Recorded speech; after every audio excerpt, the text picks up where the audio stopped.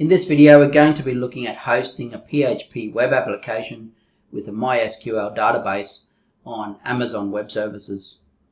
The infrastructure that's going to be created on AWS is shown here. We can see we have a region, we have a VPC, which is a virtual private cloud. Within that VPC, we have two availability zones, Zone A and Zone B. This is for redundancy. Within each availability zone, we have a private subnet for the database and a public subnet for the web server. We also have a internet gateway connected to the web server, so the website is accessible via the internet. The steps to create this infrastructure are shown here, and we're going to be going through each one of these steps in this video. Before we start, we need to get the AMI or Amazon Machine Image identification value, and we need to create a key pair to access the EC2 instance via SSH. So let's go to the console home in AWS, and if we've been to these services before, we'll see the services listed under recently visited. If they're not listed here, we can also grab them by typing their name into the search bar here. So to get the AMI, we go to the EC2. We can get the AMI on the left hand side here, or we can select this button here. We can select our particular AMI here from the options. I'm going to leave it as is and choose the free tier one. And we need to copy this value here, the AMI sequence of characters. To get the key pair, once again we go to the left hand side and go to network and security and go to key pairs. I've already created a key pair called myKeyPair4 with this button here. It'll automatically download a private key file that you need to store securely.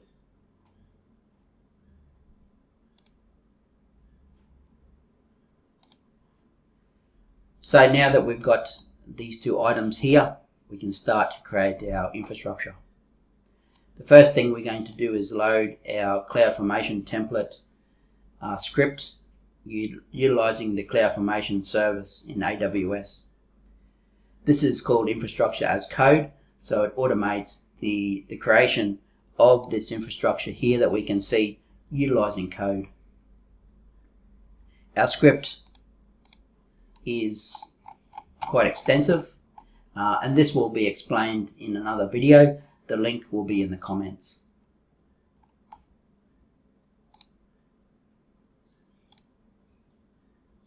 So if we go to CloudFormation, we create stack, then we upload a template file, then we choose the file that we have created, so stack.yaml.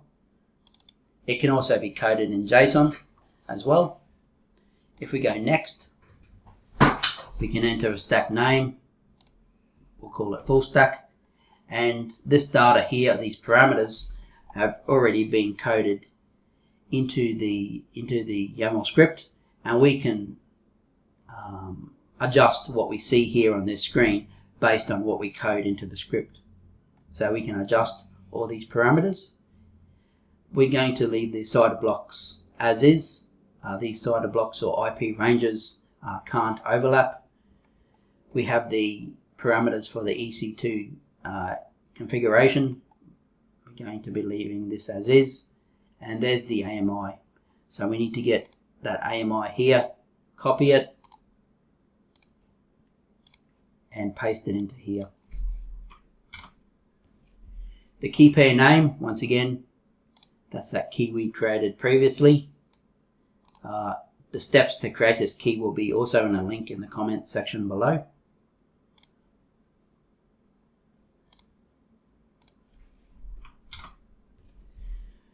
We're going to be leaving this as we've already coded it in the code.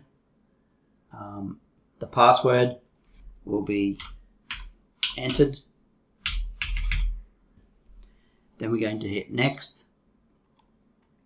We're going to be leaving this as is. There's a number of different options we can adjust here if we like. And this gives us a bit of a summary of what we have already. So we have the AMI, the instance type, and a number of other parameters here.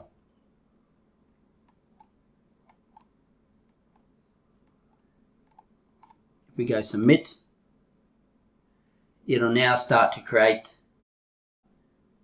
this infrastructure here, utilizing code that we've scripted. This will take a couple of minutes, so I'll pause the video and we'll come back in a couple of minutes. Okay, so now the script has run and the CloudFormation has completed. We can see the events list here. Everything from the beginning when we started to the final completion is listed here. If there's any errors, it'll show in red over here on the right hand side. It'll also show complete here on the left hand side. We need to refresh the screen sometimes to update to see if it has completed as well, using this button here. But now that that's completed, we have created the infrastructure here shown in the diagram. We now just need to configure this infrastructure to work with our PHP web application and database. Taking a look at the infrastructure that has been developed, we can go to firstly to our VPC. So let's type in VPC here.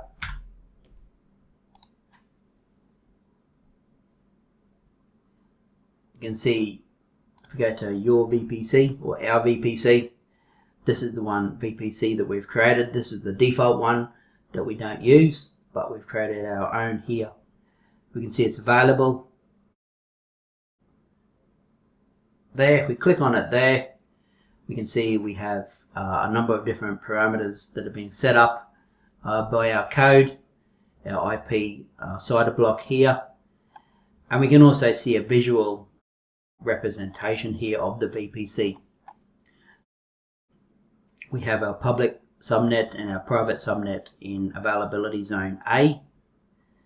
We have a public route table for the public subnets in the two zones. We have our internet gateway connected to our public route table as well, and we can see the private subnets are not connected to the internet gateway because we want to keep these private because it holds the database. Now we can go to the EC2 instance that we've created with the code. If we click on this one here,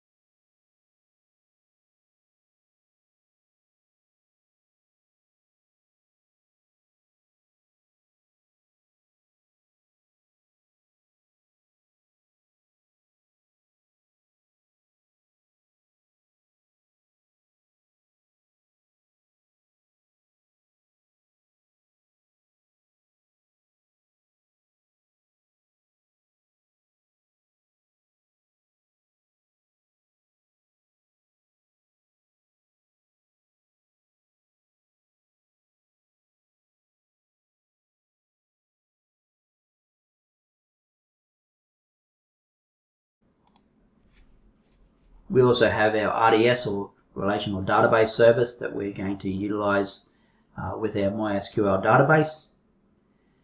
We have one instance created using that code. We're using the t3.micro. You can see we've set it up with multi-availability zones, those two availability zones. If we click on it, once again we can see further details about the RDS or database instance. So now that we've created the infrastructure, we're now going to have to configure that infrastructure, adjust settings and install libraries to get it working. So we're going to be using the EC2 command line, the Linux command line, to do that in the EC2 instance. So we go to the EC2 instance, then we go to the running one, select it, then we go to connect.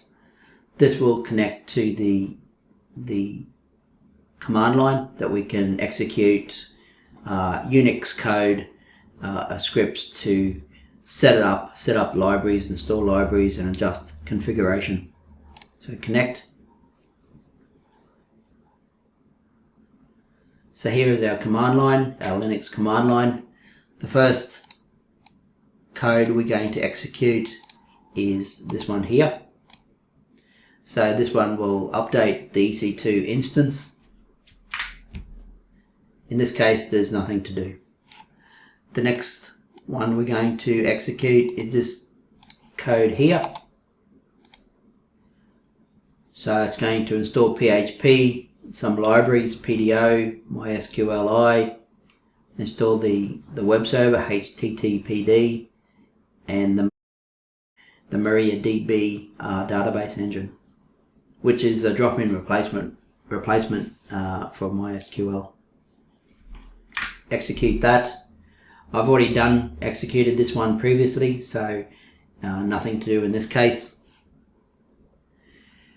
We can then check that our server is basically working by going back over to our instance, going to networking, and copying this IPv4 URL here.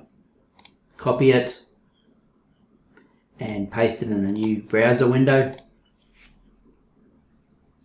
and we'll get this default screen if it does work. So it works. Go back into the terminal. Let's configure the web server to start with each system boot by running this code here.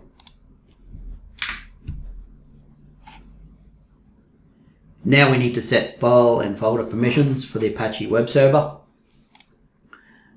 So we need to add the EC2 user to the Apache group using this code here.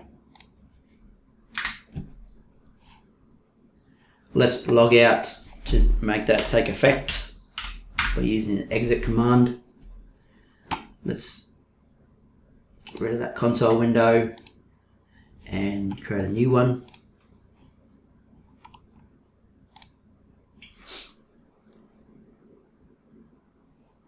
Let's check that that group has been we've added the user to that group, and we can see EC2 user added to the Apache group. So that has been successful. Now we need to run this code here. This will change the ownership of the files and directories within that directory location, var www. Add the EC2 user as the owner and the Apache as the group. We need to run this code here. This will change the directory permissions, add write permissions to that var/www and any subdirectories within it. It'll set the group ID on the subdirectories, created in the future if we wanted to edit the PHP website files.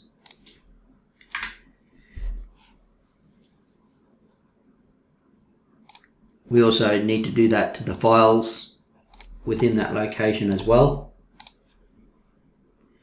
utilizing this command here.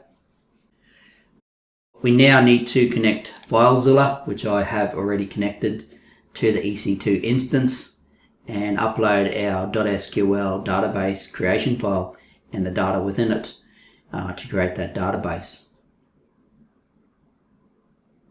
We've got the SQL file there, but we need to execute it to create the database. So we go back over to our EC2 instance, and we need to run some code. The code that we do run, I'll paste it in there. So the code is here. We need to get this ARN value here, which we obtain from the RDS instance.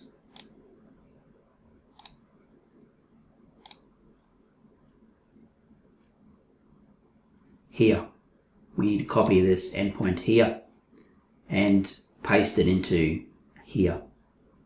We have our username, master username for the database, and our database name is in this .sql file. which is called My Database.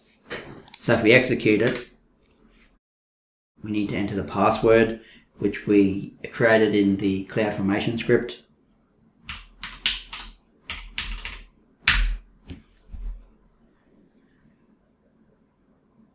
Now let's check that the database has been created. So we delete that last bit. Our database is called My Database. Password. And we can see it has been created. If we want to show tables, check. We can see those are the tables within the My Database password. So we have successfully created the database. So now that the database is all set up, we need to load the PHP website files and set that to connect to the database. Let's get rid of this console window. Go back to our EC2.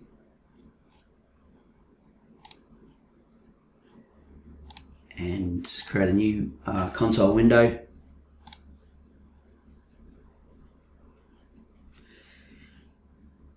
Now we need to create a directory outside the web root to store the database credentials that the web PHP files will use to connect to the database. So we're going to call that one inc for include.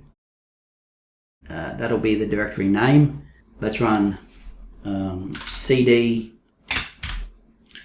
var to change the location that we're currently at. Then we need to make a directory called inc and change to that location. Now we need to create a file that will store the credentials for our PHP website. So we'll call that dbinfo.inc. And now we need to add the credentials that our PHP website will use to connect to the database. So let's use the Nano editor to edit this file.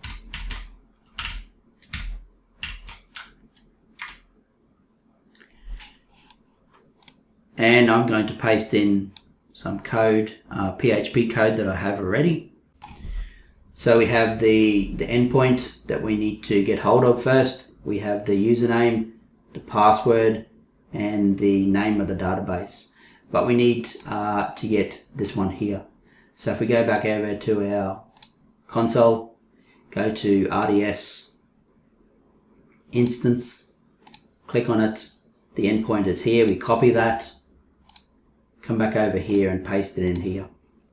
We now need to save it, so Control S and then exit. We can now upload our PHP files, which will use that database credentials PHP file to connect to the database. So if we go back to FileZilla, we're still connected. We go to the root and we go to var www. All our website files are going to go into HTML directory. And so we're going to grab that from our local PC.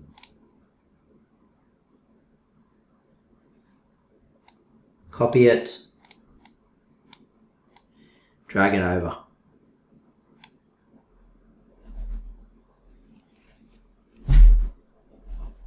So that has been successful. Let's go back into our EC2 instance over here.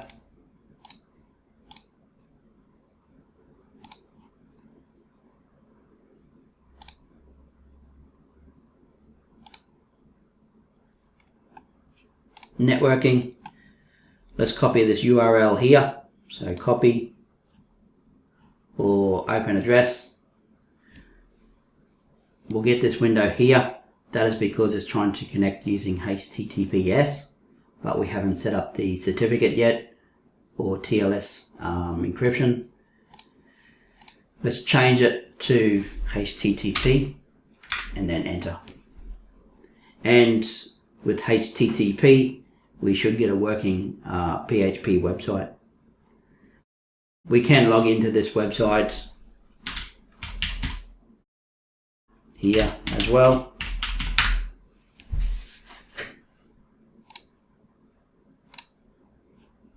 Now the last thing we can do is add a enable TLS on the server, so data to and from that website is encrypted.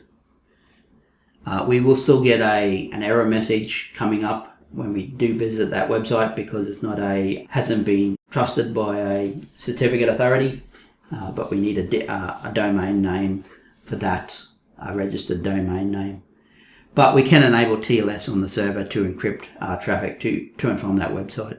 So to do that, we're going to run some commands. The first one will be this one.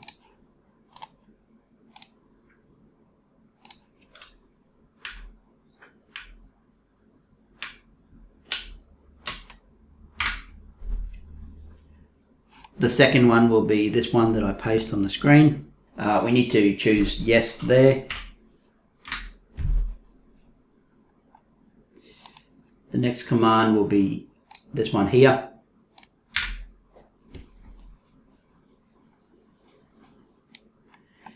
And for production, we would fill these out correctly.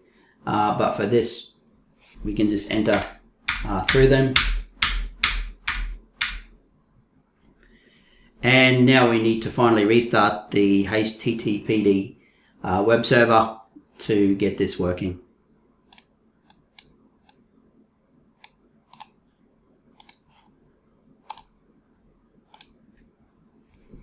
Okay, let's go back out to our URL here, open the address. Once again, this time we get a warning here. If we go advanced, then we go proceed. This is because the security certificate is not hasn't been verified by a certificate authority yet. But the traffic to and from this website now is encrypted.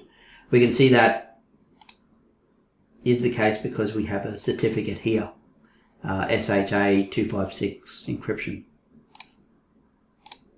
So that completes the creation of a PHP web application and database and setting up the cloud infrastructure on Amazon Web Services using CloudFormation template.